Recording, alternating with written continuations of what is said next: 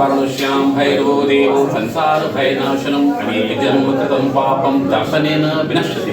बाबा काल भैरव दरबार में मैं योगी योगेश्वर अपने भतीजे श्री रोहित योगेश्वर के साथ आप सभी का हार्दिक स्वागत करता हूँ। बंधु, काशी यात्रा जब आप लोग करते हैं तो आप लोग जब मस्तिष्क में विचार आता है बाबा काल भैरव करने से क्या फल प्राप्त होता है, बाबा काल भैरव जी का प्राकट्य कैसे हुआ, बाबा काल भैरव जी को भले करें, विश्वनाथ जी पहले करें। तो इन सब चीज़ों पर आज एक छोटी सी जानकारी हम अपने जो हमारा सीमित ज्ञान है, जो हमारे पूर्वजों ने हमें कहा है और जो वेदों में जो लिखा है उसके हिसाब से मैं आपको बताने जा रहा हूँ। भैरव का अर्थ है धरण, रमण और समण, यानी कि यह पालक, अंधारक और धनदाता, ये तीनों के स्वामी है। और स्कंद पुराण और काशी खंड के 31वें अध्याय रुद्रयामल तंत्र के शास्त्र के अनुसार महर्षि अगस्त्य ने भगवान कार्तिकेय की प्रार्थना पर इस विषय में लोगों को, जनसाधारण को अवगत कराया। सुमेरु पर्वत पे ब्रह्मदेव और अन्य देवी देवता और ऋषि मुनिगण बैठे हुए थे, वहाँ कुछ चर्चा चल रही थी। उसी चर्चा में, एक चर्चा में भगवान ब्रह्मदेव को यह भ्रम हो गया, क्योंकि ब्रह्मदेव के भी 5 सिर और भगवान शंकर के भी 5 सिर थे। ब्रह्मदेव ने कहा कि मैं ही पालक हूँ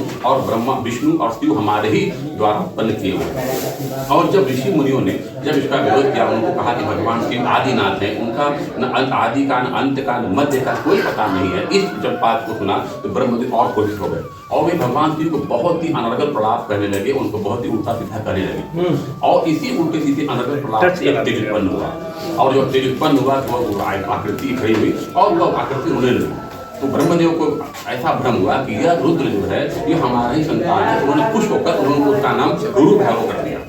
और अज्ञानता अभी उनके सर चढ़कर बोल रही थी। इसी अज्ञानवश उन्होंने कहा कि तुम भगवान हमारे ही संतान हो, हमारे उत्पन्न हो, इसलिए तुम्हारा नाम कालराज होगा, तुम मृत्यु पर शासन करोगे, तत्व दिशा तुम्हारा अधिकार होगा और 9 ग्रह तुम्हारे अधिपति होंगे। और भी बहुत से वरदान उन्होंने दिया। और फिर उसके बाद उन्होंने कहा तुम्हारा नाम लेने मात्र के पापों का शमन हो जाएगा, इसलिए तुमको बहुत से लोग पापक्षेश्वर भी कहेंगे, तुमको कालराज भी कहा जाएगा, क्योंकि मृत्यु को तुम देवता हो। इसीलिए कहा गया भूत संघ नाच में, यानी कि भूतों के संघ, भूतों को जो प्रेतों का जो संघ है, जो समूह है, उसके भी काल भैरव नायक हैं। इसलिए ताकि जो भी कोई आता है तो सर्वप्रथम इनके यहाँ दर्शन करता है, इनकी हाजिरी लगाता है और बाबा काल भैरव की अनुमति प्राप्त होती है। बाबा काल भैरव यहाँ पे वामन के रूप में है और आकर ठीक बगल में चक्रपाणी भैरव। यदि जो लोग काल भैरव नहीं आ सकते हैं तो चक्रपाणी भैरव जाते हैं तो उनको 8 भैरव के फल की प्राप्ति होती है। यह सब यहाँ पे अद्भुत है। अब ब्रह्मदेव अनर्गल प्रलाप करते चले जा रहे थे। इसी क्रम में जब उनकी सारी सीमाएं पार हो गई तो भैरव क्रुद्ध हुए और भैरव ने अपने बाएं हाथ बाएं कानी उठी नाखून से ब्रह्मदेव का एक गर्दन काट दिया।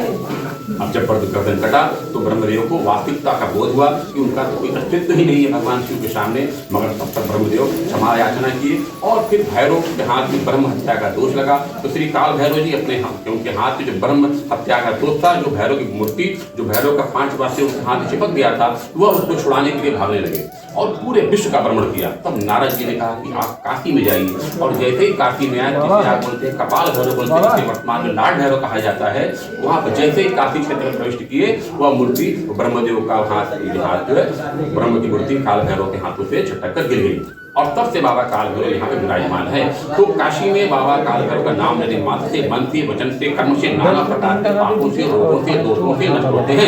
क्योंकि कहा गया वारणश्याम भैरव देवो संसार भयनाशनम अनेक जन्म कृतं पापम दर्शनेन विनश्यति, क्योंकि आप दर्शन करने से पाप शमन हो जाते हैं। ऐसा है और ऐसा नहीं भी। तो किस दर्शन की बात कर रही है आप? अपने मन को निर्मल कीजिए, जीवात्मा को परमात्मा से मिलने के पथ पे यम नियम आसन प्राणायाम प्रत्याहार धारणा ध्यान समाधि, यानी कि बाह्य तरफ व्यायाम शुचि, अपने अंतःकरण को शुद्ध जब करते बाबा करेंगे तो आपके पापों का शमन होगा। वही लोग और भी है, वारणस्याम भैरवो देव संसार भयनाशनम अनेक जन्म कृतं पापम दर्शनेन विनश्यति। साथ में वाराणसी क्षेत्र तुच्छ पापम अनंत क्षेत्र न विनश्यति। यदि काशी में आकर आप दर्शन करने के पश्चात फिर पुनः पाप करते हैं तो आपके पापों का कोई भी शमन करने वाला नहीं है। आप हजारों हजार वर्ष तक पिशाच की योनि में जाते हैं। और काशी में जब कभी आए तो पहले काल भैरव दर्शन करें, तत्पश्चात बाबा काल भैरव की अनुमति प्रदान करके लेकर के और फिर आप बाबा विश्वनाथ कह जाएं, क्योंकि राजा विश्वनाथ हैं और राजा के पास जाने के पहले आपकी पूरी सुरक्षा की जांच होनी चाहिए। आपके पास आपका विचार कैसा है, आचार कैसा। इसलिए बहुत से लोग भ्रम होता है कि हम पहले विश्वनाथ जी जाएं, पहले काल भैरव जाएं, क्या जाएं। तो इसके लिए भी आप अपने मन में संशय हो। हालांकि ऐसा कहीं वर्णित नहीं है, मगर व्यवहारिकता पूर्वक यदि देखा जाए, यदि आप किसी बड़े राजा राष्ट्रपति से, प्रधानमंत्री से मिलते हैं तो एक निचले अधिकारी से जो उनसे जूनियर होता है उनसे आपको मिलना पड़ता है। तो ये बहुत से लोग सवाल पूछा करते हैं। आशा है कि आपकी जिज्ञासाओं का शमन होगा। आप यहाँ जाइए चाहे वहाँ जाइए, परमेश्वर के लिए पद का कोई लोभ नहीं है, वो छोटे बड़े कोई मोह नहीं है, वो सिर्फ भाव का भूखा है।